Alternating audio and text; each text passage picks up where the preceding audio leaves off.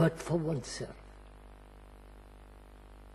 And the inquiry into that is not a selfish activity. The inquiry or the exploration, or if you like to use the word research, to find out if there is something beyond man's process of thought. Yes. Because after all, thought has put all this together. The robes, the rituals, the demand for faith, dogma, the whole thing has been built up carefully with great deliberation. The whole structure of so-called religious way. Would you agree to that? Yes, but religion seems to say, in its commonly accepted sense, that thought must be used to approach whatever it is that religion is trying to That's what we are approach. asking. That we are saying and also are questioning whether thought, which has built this whole so-called religious structure, and also which thought has built the extraordinary world of technology, is the same thought. Thought in one direction, the technological direction, and thought seeking out something other than the daily boredom of existence, or the loneliness of existence, or the suffering of existence. Is thought the instrument? Because thought, perhaps you would disagree with this, but thought is essentially limited. Because thought is based on knowledge, memory, and experience. So experience is limited, knowledge is limited now or in the future. As you can see in the scientific world, it's always gathering more and more and more. And therefore when there is more, it's limited. Yes. I hope I'm making myself clear on this point. Yet as whatever there can be more of It's must be obvious. limited. Yes. So, thought is limited.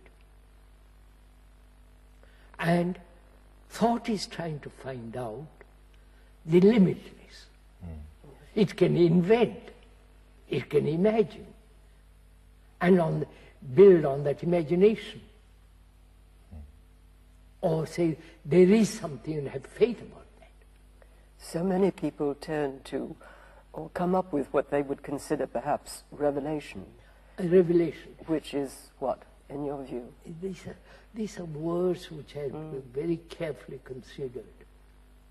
What do we mean by revealing what? Either a conditioned experience, and therefore limited experience, and if I am devout Catholic and believe in all what they say, dogmas and all that, Savior, my thought is limited with regard to religion, being a Catholic or a Protestant or whatever you will. And that limited thought, limited inquiry can never understand or grasp the immense significance of that which is immense, immeasurable. And what can a person who wants to make this very fundamental inquiry, what is a person to do? They seem... That's what I would like to discuss. Suppose I'm one of those who's put aside completely all the religious structure and hierarchy, authority, and all the spiritual authority. They have no meaning to me personally. And so if a man like me says, now I want to find out, I want to really find out if there is something which is thought has not put together. Thought has put together the computer. Thought has put together the whole church, the books, the rituals. They're all limited. So a man like me says, is there something that is not measured by words first? Right? Yes. Because words are an expression of thought. And are limited. And so words themselves become very limited.